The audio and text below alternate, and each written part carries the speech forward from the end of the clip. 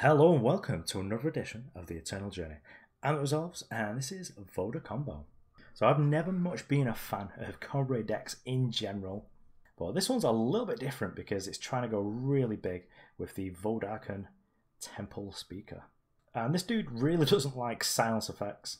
If you are able to go off and perhaps play this dude plus a Sig power, then you're in great shape because you're just able to start ripping through that deck and all the power that you would draw goes straight into play with no restrictions, and you're able to draw yourself towards what is basically the Voda combo of a Marshal Ironthorn with the ultimate pay 15 to kill all enemy units, and then just get in there and just like chunk your opponent for a million or something with the Vodakhan Temple Speaker. A couple of cool cards in here as well. We've got the Great Parliament, which works really well when we've got things like Marshal Ironthorn and Vodakhan in the deck. We've got the Marshal Ironthorn and the Mystic Ascendant, which is one of the grindier combos in Combrei. I've got a bunch of payoff cards. Well, this is like an early defense card that helps give us a little bit of a payoff because in the late game, the Chancellor Siraf is just going to be giving you something to do with any additional power that you've got. We do not have much in the way of interaction though, and that's probably going to be a weakness of the deck. But let's get onto that ladder and see how the games play out. Okay, so here we are on the play, and I think this deck probably really wants to actually just be on the play. This sounds nice, but we really do need to hit our power or just find some sort of power search. So I think it is a redraw, even though it did have a good amount of interaction. And this is a little bit better. Got to play the Siraf with a Protect here as well, which is going to be super nice. We did give our opponent sort of like a turn to deal with it, but we do get to then hold it up. It looks like our opponent's playing Skycrack, so the Siraf save could be quite good actually. As free falls are going to line up pretty well against the sort of Snowcrust Yeti deck. This is fine.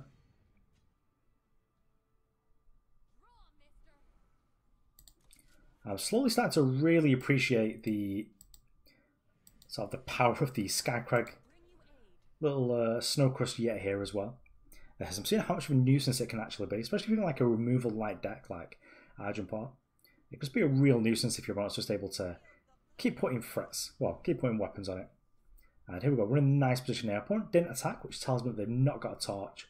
So we can actually just do a Sig power. So this definitely tells us as well, because we're able to do sort of check for a fast effect. And now we're just going to make another Siraf here.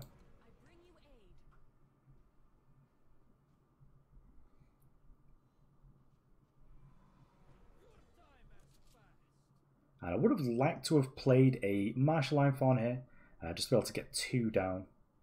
But I think I'm just going to seek power. And I'm going to hold up the Protector. I've got a good board to be blocking. And then if nothing happens to my units this turn, we get to still play a Marshal Ironthorn and go straight up to 7. And we get to still hold up Protect that way as well. So this all works out for us as well. And then we're getting really close to this Vodakhan.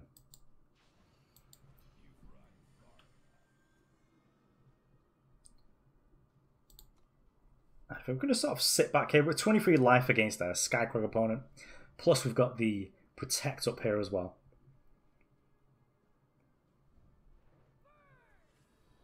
Now this is sort of fine. So opponent's getting in with a 6-5. I think I'm sort of happy here just to chuck down the... Just chuck this out of the way. Just deal with our opponent's 6-5. I'm not going to sit here taking 6. And then we've got a Desert Marshal as well, which is reasonably nice here too. We've got 2 interactive spells with the Protect and the Desert Marshal.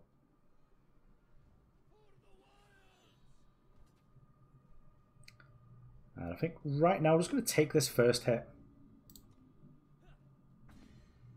And then we'll just Protect to pop this Aegis. And then on the next time this attacks, we'll just Marshal it. And then just trade fairly evenly at that point. And I think completely a fault to just start chucking in here for 5.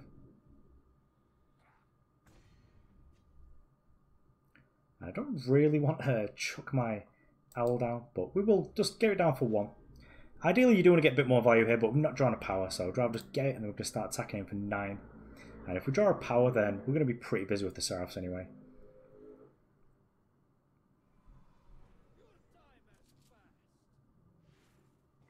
Now, this is fine as well.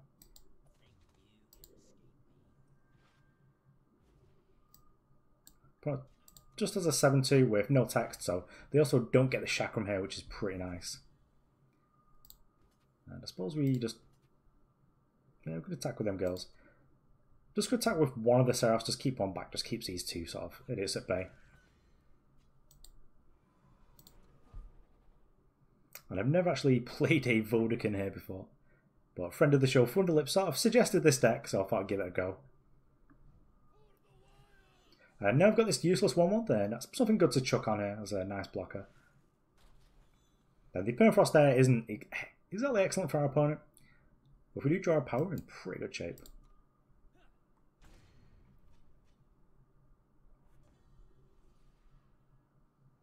And we'll just get these, turn these findaways into some nice card draw.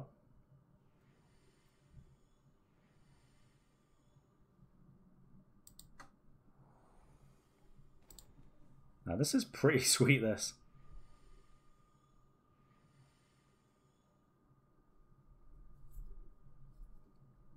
I suppose actually here the Combrei heal is good too.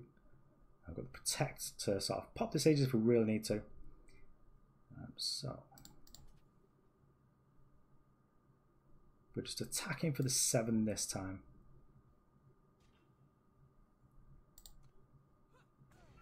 Still get some damage through because of the overwhelm.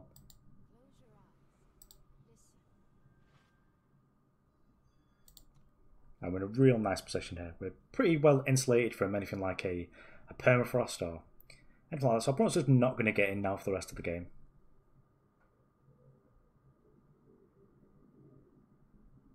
But perhaps just weighing up the options. And I'm not sure that this is supposed to be like a reasonable matchup, but I think our opponent's hands just not really developed very well, even though we've not played it perfectly, as this is the first time with the deck. I think right now we're really in a favoured position to be winning.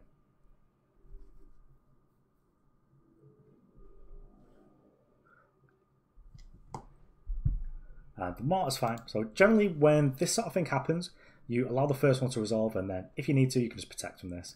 So I think we'll protect from this, just because then we get to keep our thing, and that could very well be prompting the concession here. And now if we're just getting in for 7, which is still more than fine. Oh, we've got the ability as well. Ah, so we'll just go for the ability. Yeah, let's high roll. Let's see what we get. Oh yeah, so we'll just win next turn instead. Well, I always just, if in doubt, just do the Knight-Chancellor lottery.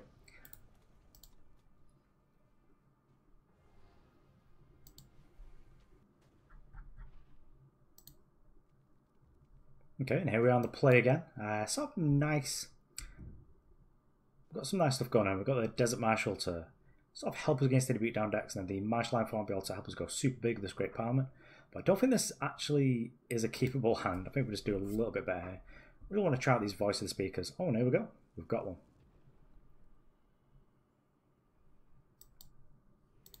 So Voice of the Speaker as well is, I think, that's something really sort of demands an answer as well. If you're against anyone who's sort of playing Annihilator in the deck, they're going to be wanting to chuck one their way, because otherwise you will just always hit your power drops with this. Now, power is generally going to be a bottleneck in a lot of matches. And as we're against a fire deck, I think the Combrei healer is going to be chucking the extra points of toughness onto the Voice of the Speaker here. Just make sure I can keep it around for as long as possible. As if I'm drawing like double power when I've got these Ironthorns in play, be in great shape. If our opponent wants to use like an Annihilate here to stop us from getting any value, then it'll just mean that our Ironthorns are going to be a lot more sort of resilient. Here we go, got the old 1-5 getting in there.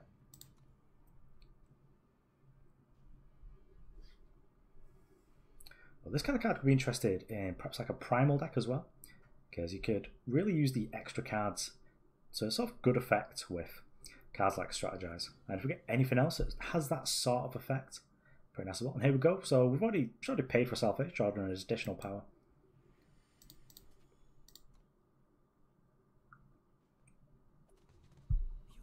This is an iron, so we could have perhaps played around this. But I just, my thinking wasn't in place there exactly. just because of generally I'm only going to be caring about Iron if I'm playing a beatdown deck. So yeah, we got, but at least we didn't lose our voice of the speaker here.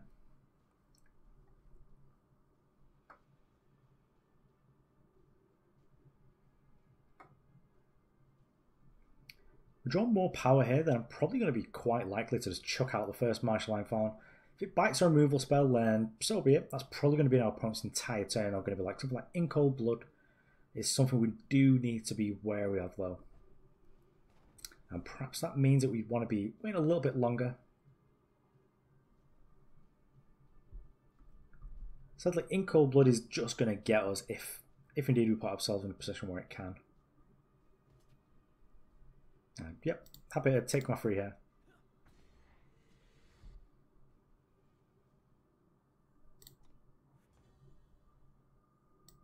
So I think we'll just chuck out the Temple Scribe here for now.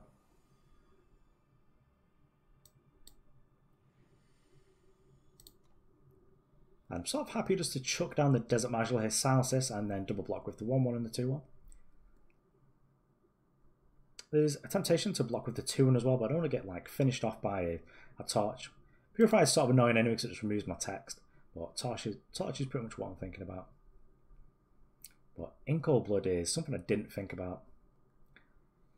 But that's mostly why we didn't play this. I suppose if you snap it out straight away, your opponent doesn't just use In Cold Blood in it.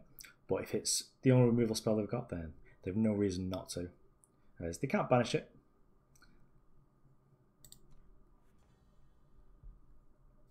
Though we do get a nice turn here because the Seek Power, as long as this survives long enough for the spell to resolve. We'll take Justice this time.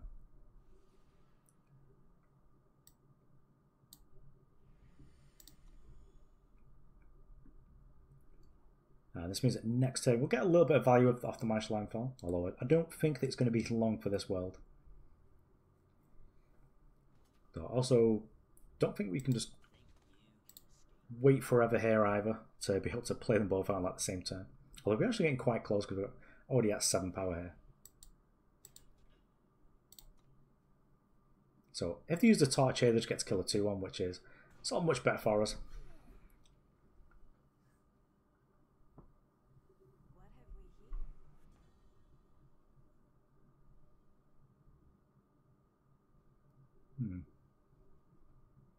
Okay, so we can play the Ascendant here, we get to draw a card.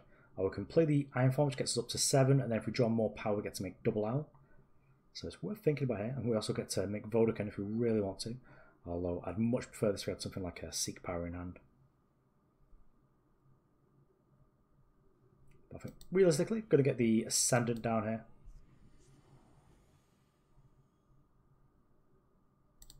Unfortunately, the cards don't get double echo. Otherwise, it'd be nice to have these in multiples.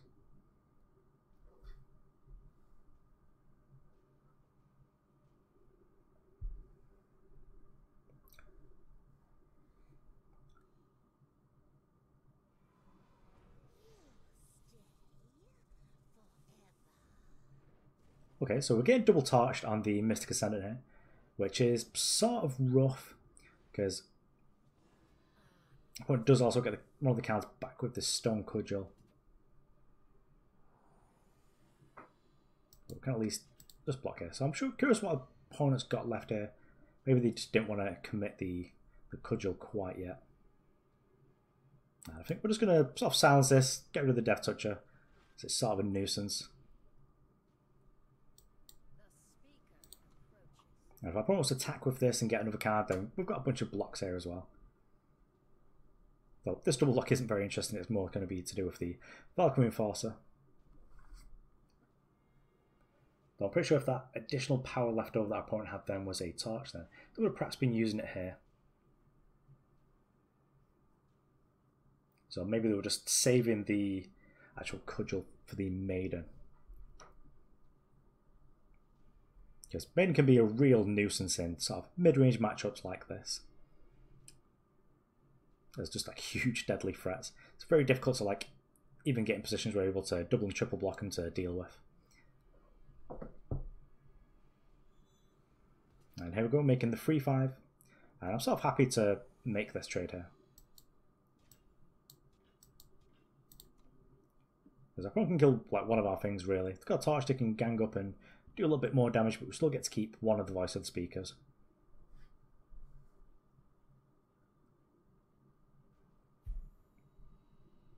And our opponent's in the tank here, so perhaps they were hoping to draw some more interaction by just attacking with the Raider.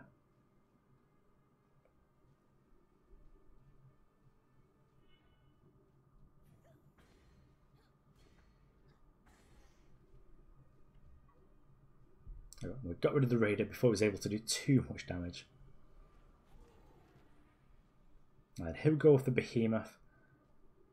So I've got a 7/7 to sort of face it down. But I'm happy just to take a turn off. Because we do have the, well, the combo sort of in place here.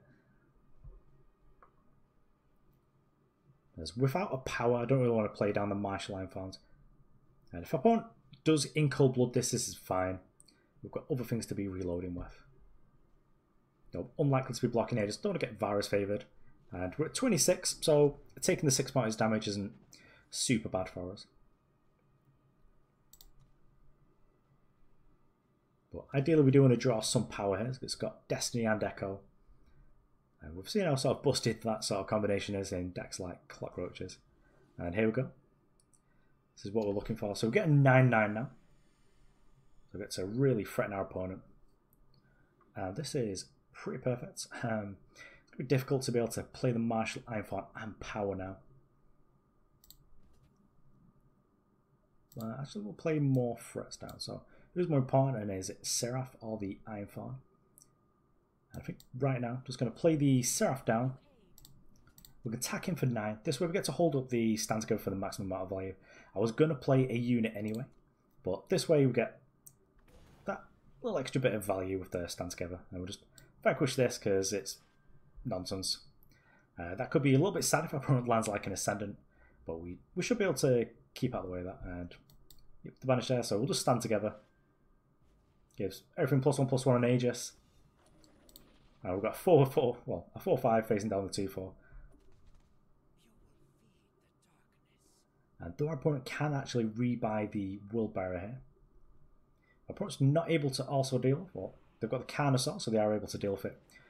Our opponent wasn't able to deal with the Siraf, we'll be able to start going off here.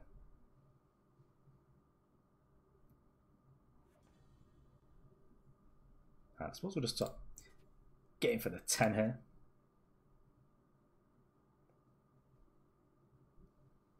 But does have to make a block realistically, but the 2/4 is more than fair.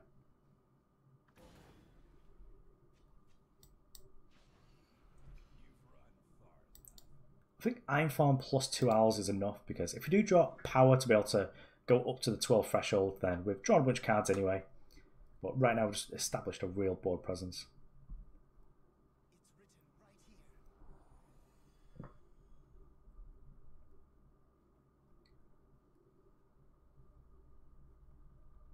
Our opponent's also got the ability of Iron here, so they can bring back the World Bearer Behemoth, and we'll get +3/+3, so it'll be a big boy.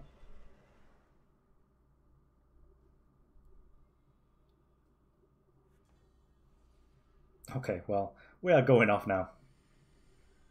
And if we can get up to the 15, then we should be able to win on the spot.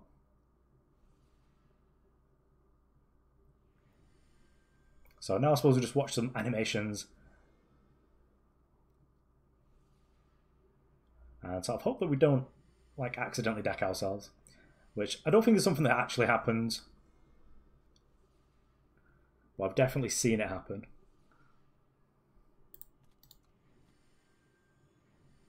As long as we don't put a Mystic into play somehow, we should be okay.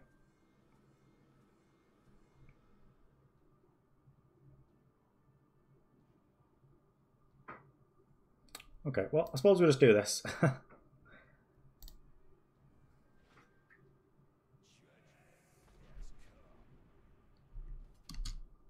And our opponent does have like a slight out of iron, but with no other like board sweepers, should be pretty elementary here. I suppose that's the power of the deck. I've only ever been on the other side of that.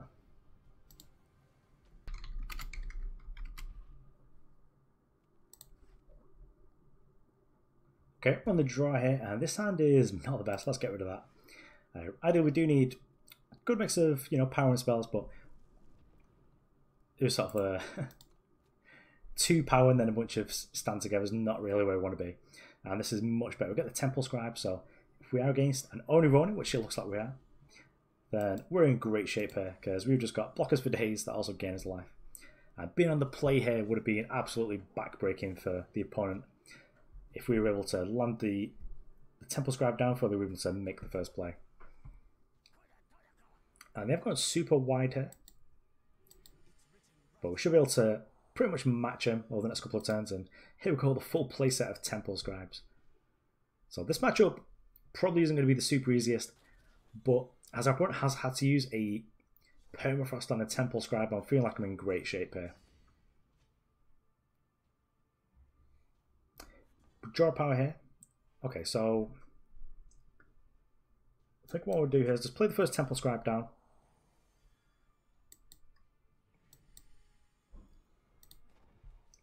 Pull the Justice, and then next time just play the 2 Temple Scribes. And this should really just keep our heads above water. We really want to aggressively trade for this Oni Ronin though, because the War Cries are going to be what's going to get our opponent out of this. Because taking 2 is like a slight problem, but it's not the end of the world.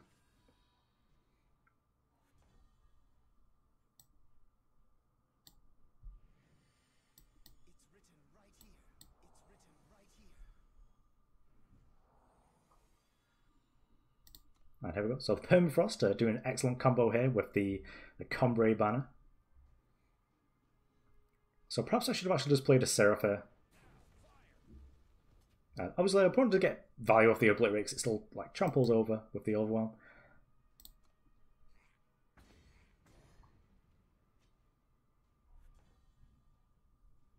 But here we are with the Titan.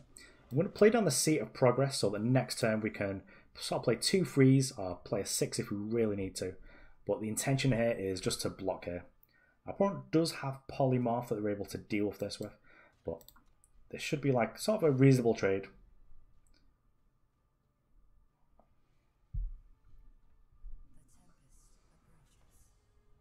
And the Spirit Dancer could be lights out for us here. So as long as we fade a burn spell for like a turn.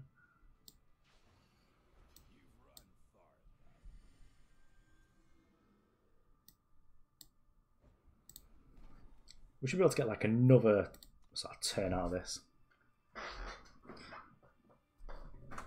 So if we fade a burn spell, we should be okay because we do have the Combrei healer here to go up to 5. But I think it's very likely we're going to be playing the Mystic Ascendant just to try and find... Okay, so now I'm feeling a lot happier. We do have the Desert Marshal here. So we get to go from 7 to 9. So this is 6. And this is the additional 3. But we do really want to get the Desert Marshal. So maybe we shouldn't be super greedy here. Play the Combrei healer down.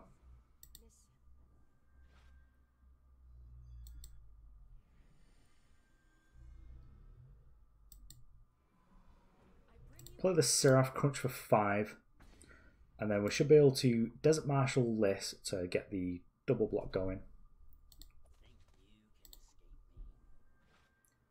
And this should prevent us from just being like one shot by a torch.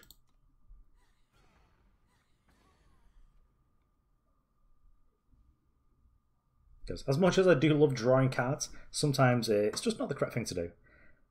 And I would like to do the Siraf Roulette. But I think first we want to draw 2 cards and we can just deploy all of our threats. And Protect is pretty much what I'm looking for. But I am more than happy just to chuck down 2 L's. And you'll notice that I'm not getting full value out of this. And this is just because we can't give our opponent like an infinite amount of time here just to be able to recover. And this is a little bit risky, you know, perhaps we should be playing the Great Parliament first, just in case this is like a Backlash in hand. Because Backlashing a Torch does kill us. But now we should have our opponent pretty well covered, as we've just got like lethal in play. Onyx Katana is like first step, But our opponent doesn't have anything to like make it unblockable plus power, so we're not in too much trouble here. But if they do attack, we just block with everything.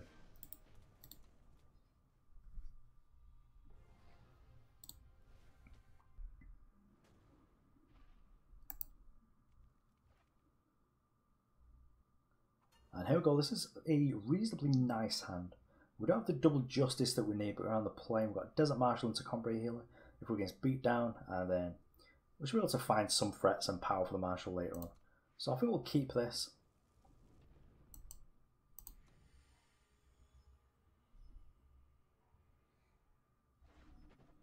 And Skycrag banner here tell me that we're perhaps playing against like Primal Carrier, which could be a rough matchup actually. But we can perhaps get into a position where we're able to do like Protect plus Desert Marshal just to shut the carrier up for a bit. And I suppose this could be like a sort of Felnscar Scream deck. So we'll just play down the healer here, just to get a little bit of action on the board. Our opponent's playing a Gorgon Fanatic. Unfortunately for our opponent, we're playing Desert Marshals and we'll be slow speeding it.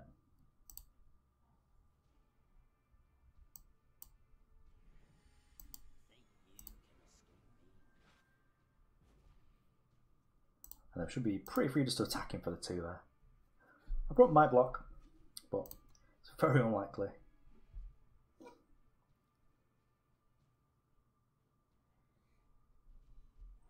I would have actually quite liked the Nightfall effect there.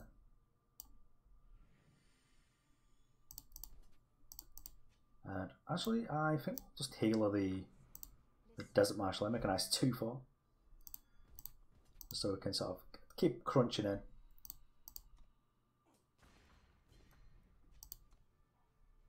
I sort of do want to find another power before we just slam the Marshal. Does that mean we can hold up Protect for the turn?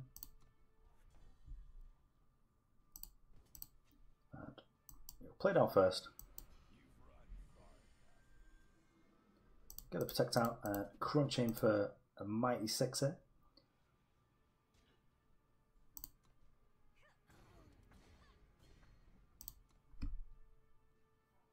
So Protect's nice 6, it's going to protect us from anything like Madness, but Muscle's going to be pretty good against things like Combust here. And I suppose we just proactively slap the Protect on the Marshal Ironthorn. And it could get removed, but if our opponent was able to take our Protect, they'd have been able to do it anyway. But this protects us from these slow speed sort of methods that our opponent's got to remove it. Although now they do get to Levitate to pop the Aegis. But if they Madness, they shouldn't have enough power to be able to do anything with it.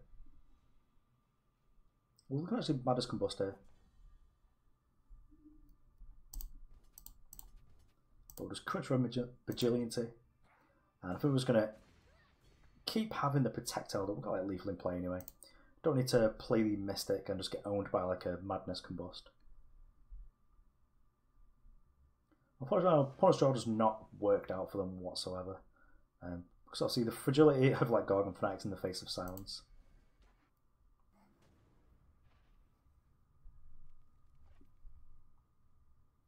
And here we go for the last game. So it was quite power light, but we do have to find the way, which brings us up to 4. And then the Marshal Ironthorn and the Sandstorm should really help us to sort of survive until the later game.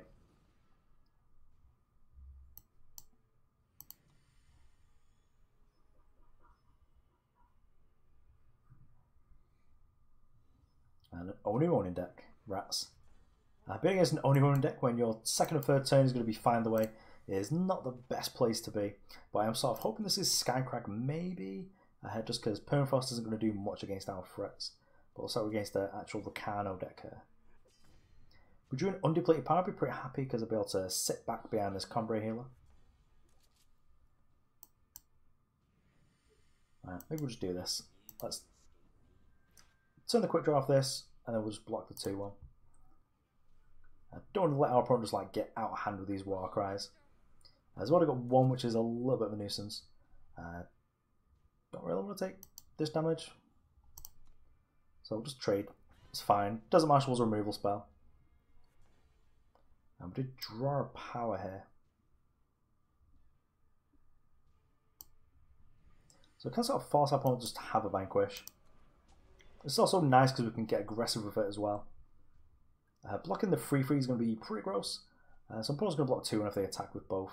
And they have to Vanquish anyway.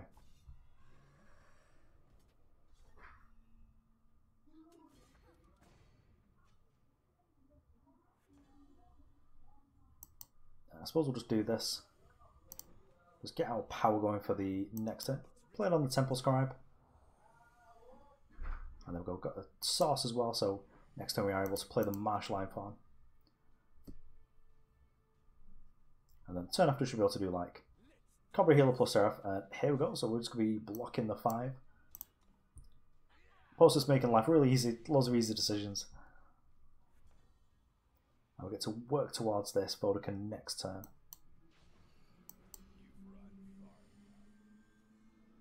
So assuming we can survive, we should be in good shape. I hope our opponent just have a weapon for this, because then we'd end up having to chump it. Our opponent slams with everything, it's going to tell us we've got finest down, in which case we have to block the 2-1, because then at least we get to trade. The opponent's making our decision a lot easier just by silencing our threat here. Here's a nicer threat for him to silence. So I'll play the 7/7 out. Vanquish and or another silence effect would be pretty close for us.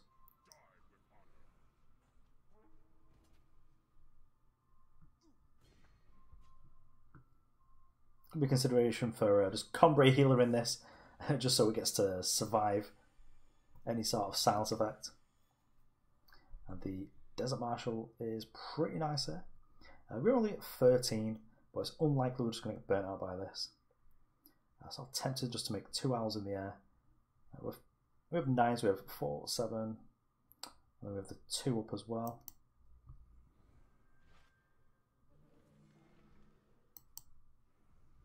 I think we're making the older 4/7 bird here, which is a very popular play. Yeah, this Desert Marshal should be able to protect us from a lot of sort of nonsense that could happen, like a sort of plate here.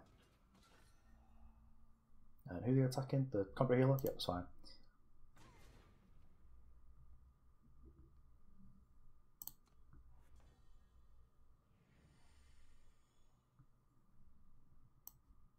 Yeah, let's get greedy. Let's just like slam another Temple Speaker. Don't really need to attack it, but get 4.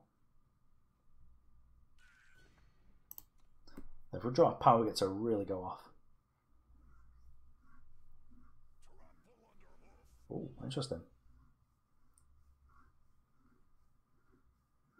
So the Centaur Battle Blur isn't something you see very often, but I can see that being really good if you've got a bunch of like war cries just killing your opponent out of nowhere. I suppose because we can refill the board like so easily, we can perhaps like chunking with everyone. Bolex has to make some blocks here. Perhaps a little bit too aggressive when we're only at 16, but we do get to go 4-3-2, so just having a good shape here. Opponent does have to sacrifice some amount of board.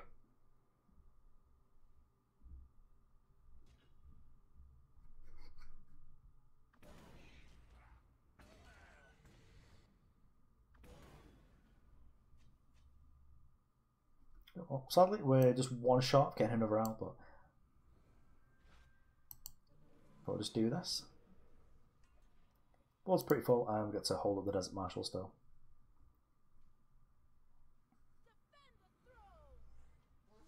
Yeah, opponent's had enough, and off to the deck tech.